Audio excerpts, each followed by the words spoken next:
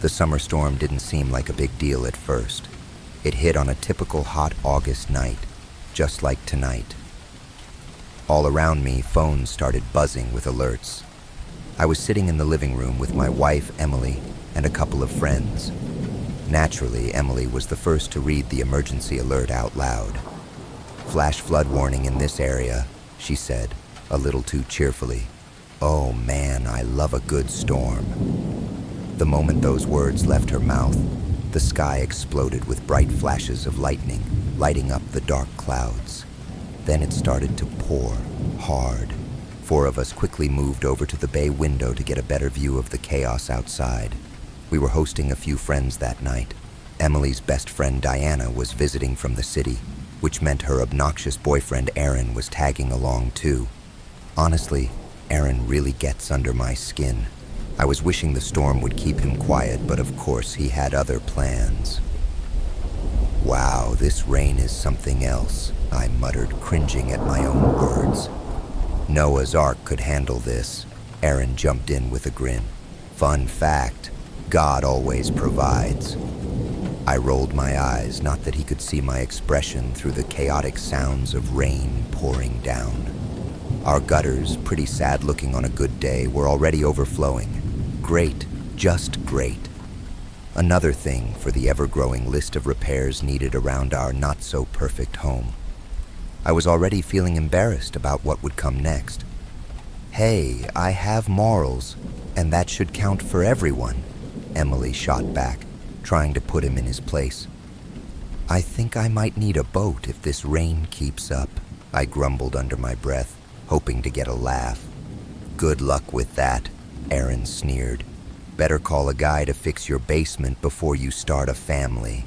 He babbled on about how his wealthy dad always had someone to take care of stuff like that. I gave Emily a look, signaling that I needed a moment away from this guy.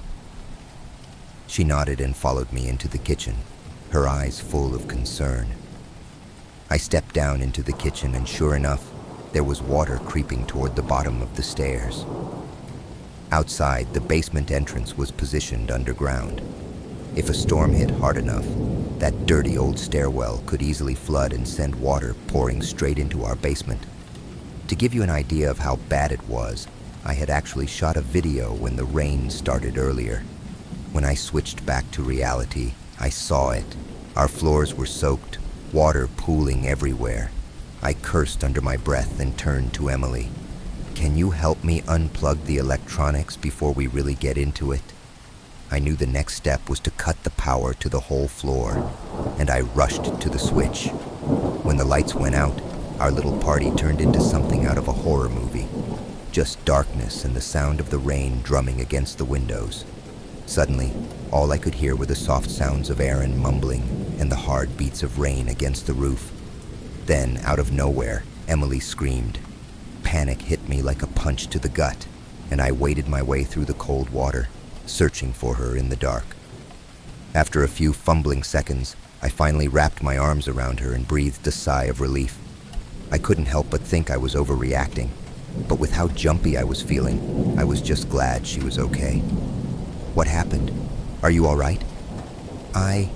Something just brushed past my leg," she said, slightly out of breath. If I wasn't freaked out enough by the flooding, I was definitely rattled now. "Okay, we've got to check the staircase. It must be clogged," I said, feeling the pressure build in my chest. I started searching for my boots, but they had apparently decided to float into another room. "I'll be quick. Maybe Aaron can help." "No!" Emily grabbed my arm tightly, her fingernails digging in. "You can't go out there. It's too dangerous." She was right. The wind was howling, and with the lightning crashing all around, there was no way I could go outside. Staying indoors was definitely the safer bet. The emergency alerts even told us to stay put. I sighed, finally conceding to her worry. We headed back to the kitchen, shuffling like two drenched, miserable creatures. Diana, ever the joker, was waiting for us. "Wow. Did you guys get attacked by a pipe or something?" I ignored her.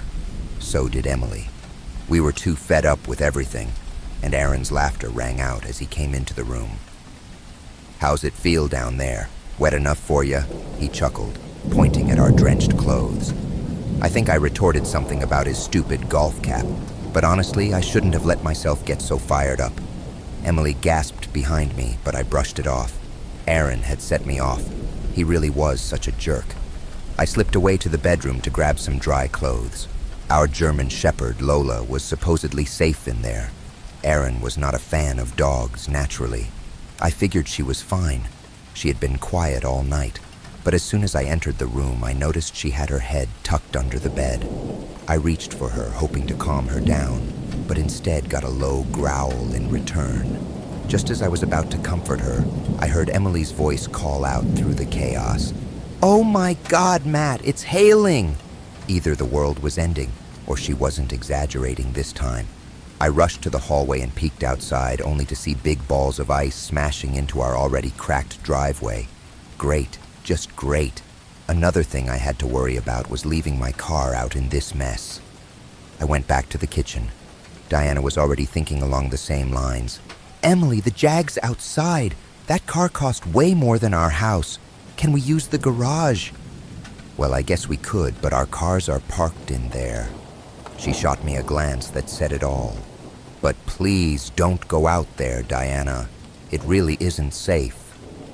"Come on, it's just a bit of ice water, in August of all times," Diana scoffed. "Oh, maybe we should start believing those scientists about climate change?" Before any of us could stop her, she swung open the door leading to our deck. "This is crazy. It's freezing. Are we even still in Jersey?" The chill hit me like ice water in my veins. The three of us instinctively backed away from the open door as I watched the rain turn into snowflakes. "Diana, get inside right now," Aaron called out firmly. "I'll be right back. Chill out," she yelled, tossing her hair in dismissal. "Aaron, come on, man. Do you really think that's a good idea?" I chimed in, but he wasn't having it. Without a second of hesitation, Aaron shoved Emily aside and barreled toward the door. But before he could even reach the threshold, I lunged at him, gripping his collar and shoving him back into the house. "Not today," I said, panting a little. I slammed the door behind us, not that he was any better outside in this tempest. An unsettling silence fell over the room as his golf cap blew back inside with the heavy winds. Just when I thought things might settle, we heard it. A low, rumbling growl echoing from the storm outside. Emily and I exchanged worried glances and moved toward the deck window. At first, it was just sheets of snow refusing to let us see outside. Then there he was, Aaron. He was stumbling through the snow, clearly trying to run, but without much luck. After a few desperate steps, he fell and didn't get back up. That's when we got a good look at whatever it was chasing him, whatever this nightmare had morphed into. "Oh God, look at it!" Emily breathed out in disbelief. It was tall, maybe 3 feet over Aaron, with tangled dark fur plastered against its back as it moved slowly, a predator playing with its prey. When it caught him, it lifted him effortlessly, and the sound of that crunch? Yeah, I didn't need to see another second. I grabbed Emily tightly, turning her away from the horrific sight. Instinct kicked in. I sprinted to lock all the doors and windows, heart racing. There was a wild barking from Lola, and I had to hush her up. Noise would only draw attention. When I finally felt secure, we huddled together in the bedroom, Lola curling up beside us. After everything we just witnessed, you'd expect panic. But strangely, there was a calmness in the room, with Lola falling silent and Emily trembling under the blankets. I kept my eyes glued to the window, hoping against hope that the storm would pass. But the snow continued to pile up, and something felt off. Then every instinct I had was confirmed when I started hearing the crunch of footsteps just outside. "Open the door!" called that same haunting voice, circling our home. "You two idiots! Open the door!" Fear shot through me. I felt so vulnerable. Something started scratching at the walls, running back and forth like it was testing to see where our weaknesses might lie. The sound of it tapping its claws against the wood sent chills down my spine. Frustrated with our confinement, the voice returned, mimicking Diana's accent in a way that chilled me to the bone. "Look at you two, just another hoax." The scratching moved to the front door in a rhythm that quickly became pounding. "This is insane!" it screeched, laughter mingling with angry breaths. "Open the door! The Lord always provides!" "Open the door, please, Matt," it called out in a mock tone. "Open the door, please, Emily. Open the door." Emily's voice broke into a mix of hysterical but ugly sobs along with them. But then she surprised me by yelling back, "Go yourself!" In a move I had never witnessed, she dropped down to one knee and started praying. I couldn't even understand what she said, with all the chaos around us. But for some reason, she seemed to find some peace.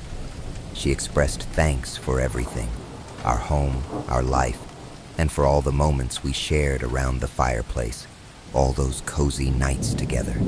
And when she finished, she let out one last desperate plea. "If someone is watching, please help us." Then something outside shifted. The pounding noise started to fade.